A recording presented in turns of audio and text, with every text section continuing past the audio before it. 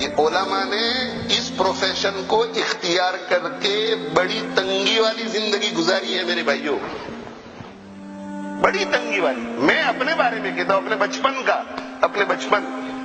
ہمارے والد صاحب رحمہ اللہ تعالی لیسٹر میں امام تھے. 14 پاؤنڈ کی تنخواہ تھی، 14 پاؤنڈ، 14 پاؤنڈ کی تنخواہ تھی اس زمانے میں. جب دوسرے لوگ 50 اور 60 پاؤنڈ کماتے تھے. فل ٹائم ورکرز جو تھے وہ 40، 50، 60 پاؤنڈ کماتے تھے. اس وقت ہمارے والد صاحب کی فل ٹائم کی تنخواہ 14 پاؤنڈ تھی. انصاف ہے یہ علماء کے ساتھ. اور ہم کتنے بھائی بہن تھے؟ 10 بھائی بہن. گھر کا کرایہ خود دینے کا، اور ہم سب کے یہاں آنے کا جو قرض لیا تھا ٹکٹوں کا وہ سب اپنے سر پر. اور وہاں سے پھوپھی، چچا، کسی کا بھی خط آوے تو وہاں بھی پیسے بھیجنے کے. یہ قربانی نہیں تو اور کیا ہے؟ آپ اور اس سے زیادہ قربانی کیا چاہتے ہیں؟ اس سے زیادہ آپ قربانی علماء سے کیا چاہتے ہیں؟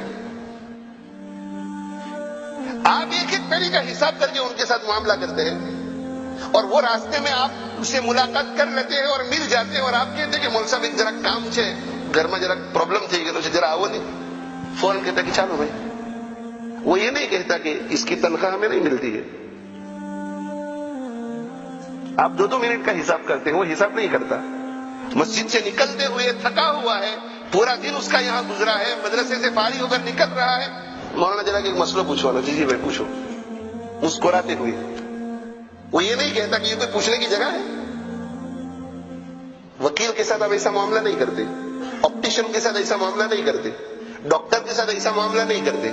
علماء کے ساتھ آپ کا یہ بدتمیزی کا رویہ، میں اس کو بدتمیزی کہوں گا. کار پارک میں پکڑ لیا، راستے میں پکڑ لیا، چلتے چلتے راستے میں ٹکرا گئے تھے کہ مول صاحب ایک مسئلہ پوچھو نا. بھائی یہ مسئلہ کب پیش آیا تھا؟ میں تو پوچھتا ہوں ان کو کہ یہ مسئلہ آپ کو کب پیش آیا تھا؟ کہ 3 مہینے پہلے. آج میں راستے میں ٹکرا گیا تب پوچھنے کی توفیق ملی آپ کو؟ بعد میں آنا جب ہم وہاں اپنے کمرے میں بیٹھے ہوئے ہوں. علم کو ہم نے خود چیپ بنا دیا، چیپ. علم کلام کو، کلام اللہ کے علم کو، احادیث رسول کے علم کو ہم نے چیپ بنا دیا، چیپ، بالکل سستا کر دیا. اسی وجہ سے ہمارے بچے عالم اور حافظ بننے کے لیے تیار نہیں ہوتے اب. اس لیے کہ وہ دیکھتے ہیں کہ اگر ہمارا انجام بھی وہی ہونے والا ہے جو ہمارے مقامی امام صاحب کا ہوتا ہے تو ہمیں یہ زندگی نہیں چاہیے. ہمیں علماء کے ساتھ ایسا برتاؤ کرنا چاہیے تھا کہ گھر کا بچہ یہ کہتا کہ ابا میں بھی عالم بننا چاہتا ہوں.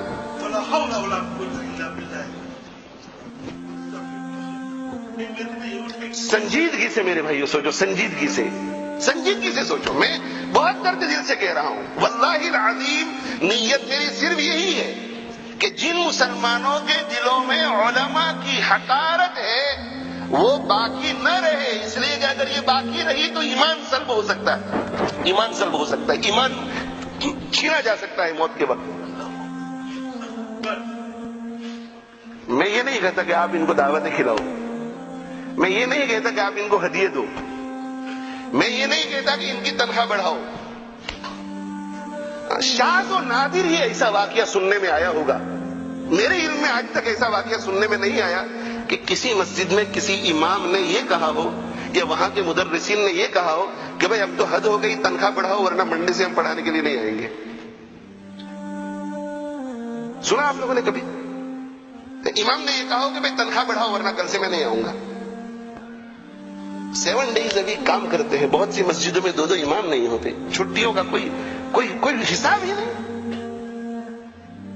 ان کے بھی بچے ہیں، ان کی بھی بیوی ہے، ان کو بھی کہیں جانا ہوتا ہے، ان کے بھی ماں باپ ہوتے ہیں جو دوسرے شہروں میں رہتے ہیں. میں یہ کہتا ہوں کہ احترام سے پیش آؤ.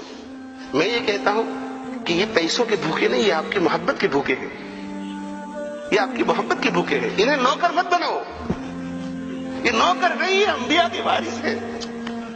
ان کے ساتھ ایسا معاملہ مت کرو ورنہ اللہ کے نبی صلی اللہ علیہ وسلم کو منہ دکھانا مشکل ہو جائے گا قیامت کے دن.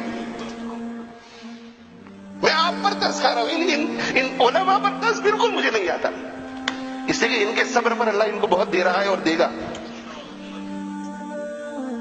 ان کی بہت عزت ہے، ان کی عزت کرنے والے بہت فرشتے ان کے قدموں کے نیچے پر بچھاتے ہیں. جن کی فرشتے عزت کرتے ہو، جن کی فرشتے عزت کرتے ہو، میں آپ سے ان کے لیے عزت کی بھیک مانگوں؟ نہیں. میں اس لیے کہہ رہا ہوں کہ آپ کے لیے بہت خطرناک ہے، آپ کے لیے بہت خطرناک. جن لوگوں نے علماء کی توہین کی، اس دنیا میں اللہ نے ان کو عذاب میں گرفتار کیا. مرنے سے پہلے ایڑیاں رگڑتے رہ گئے، ایڑیاں رگڑتے رہ گئے. جو پرانے ہوں گے ان کو معلوم بھی ہوگا، ایسے لوگ جو علماء کے دشمن تھے اللہ نے گرفت میں لیا ان کو. ان کی اولاد بے راہبی کی شکار ہو گئی. جو علماء سے محبت رکھنے والے جاہل لوگ تھے اللہ نے ان کی اولاد کو علماء بنایا. اور جو دیندار سمجھے جانے والے لوگ علماء کی مخالفت کرنے والے تھے ان کے گھروں میں اولاد مرتد ہو گئی. میں جانتا ہوں ایسے لوگوں کو، میں جانتا ہوں ایسے لوگوں کو کہ خود دیندار مگر علماء کی توہین کی تو اولاد مرتد ہو گئی، مرتد.